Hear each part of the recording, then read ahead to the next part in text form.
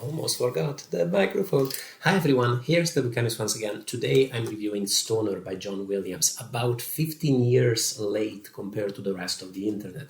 The Buchanist always bringing you the latest cutting-edge news in the world of literary fiction. Stoner is a novel, as I understand it, that was published in the 1960s by a writer who was not at all unknown. I think he won some fairly important prizes, but a novel that then fell into obscurity for a few decades and was very much rediscovered in the early in the 21st century. I definitely remember that about 10 years ago, in the first few years of my YouTube channel, it was by far the novel that you people were recommending most often in the comments to my videos. Stoner is the story of a Midwestern man, William Stoner, who is the son of a couple of poor farmers and who manages to get himself into the University of Missouri, where he's meant to study agriculture so that he can help out in the family farm and inherit it one day. But while at the university, he falls in love with English literature and with language and decides to become a scholar and a teacher. Although this is not painted in the novel as a decision, but as very much of a realization, something that Stoner discovers about himself with a lot of surprise and almost a degree of sadness even. The book then traces the course of his life, a life that is marked by more than a little disappointment, bitterness, and misery. I think possibly the greatest feat that Stoner manages to pull off is it manages to capture the balance of opposing forces that determines every aspect of Stoner's life.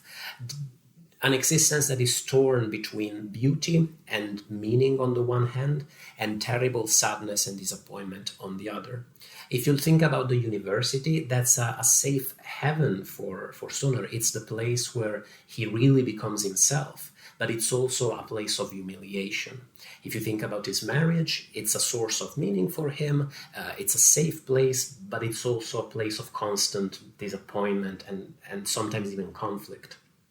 Same for his teaching career. It's his dream job. It's what he was meant to be and do, but it's also a source of frustration, a source of bitterness. I think that any work of fiction that is able to capture convincingly, the way Williams does in this book, this duality and this tension, which to me is pretty much the essence of life itself, is fiction of the highest order. The character of Edith, Stoner's wife, is one of the most difficult and most compelling in the novel. She is very much an awful person most of the time, but paradoxically, precisely because she is so bad, she comes across as all the more convincing. In the intensity of her hatred and in the flailing ways in which she tries to deal with the limitations of her life, she is revealed not so much as a villain, as an evil person, but as somebody who just has to cope and fails to cope with a great deal of unhappiness. I feel like I've met people like Edith in my life. I feel like at times I've been Edith myself. People who were acting horribly toward the people in their life, the people they were supposed to love, but clearly did it not out of viciousness, but because just out of a great deal of confusion and unhappiness. In fact, all the people who make Stoner's life so miserable come across as having their own reasons and their own perspectives. And while some of them are fairly obtuse, but then again, Stoner is a little obtuse at times too, none of them is really bad, which makes these conflicts and makes the pain that they inflict each other all the more hard-hitting, convincing, and really sad, ultimately. Professor Lomax, Stoner's rival in the Faculty of English, is perhaps the most intensely difficult among these characters, and the scenes where you read about their arguments Stoner and Lomax have with each other have an almost unbearable intensity, just like the introduction to my edition written by John McGuire, just as he remarks there. You're only really reading about some disagreements, fairly bureaucratic disagreements even, between two university professors, but it feels really intense. It feels as if you're reading scenes of great violence.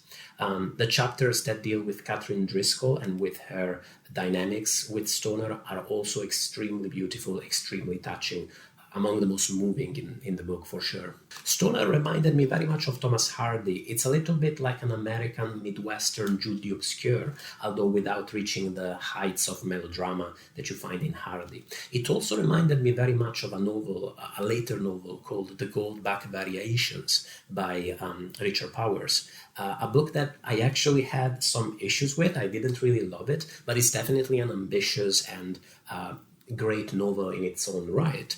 And definitely many elements of their plots are very similar. It's another story about a brilliant Midwestern professor and his forbidden relationships. If you've enjoyed this one, you'll probably find much of interest in Goldbug Variations too.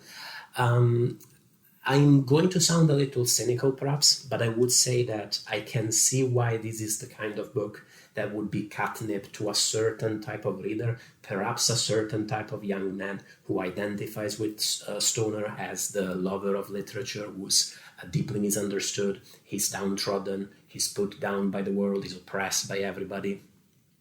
And I'm sure, I was that type of young man once upon a time. I think if I'd read this book at 19, I might have loved it. I think I might have hated it on the other hand. We'll never know. I'm not saying this to make fun of these readers. We all deserve our heroes, by all means. And I'm certainly not saying it to put the book down or to make fun of it, because I think it is a jewel of a novel. I think it's worth the hype. I see why it's become such a cult novel and why it's everywhere. You find it in bookshops everywhere still, so long after publication and after its period of relative obscurity. What do you think of Stoner?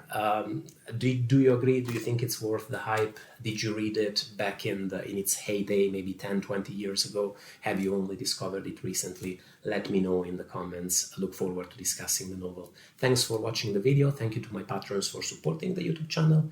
Bye everybody.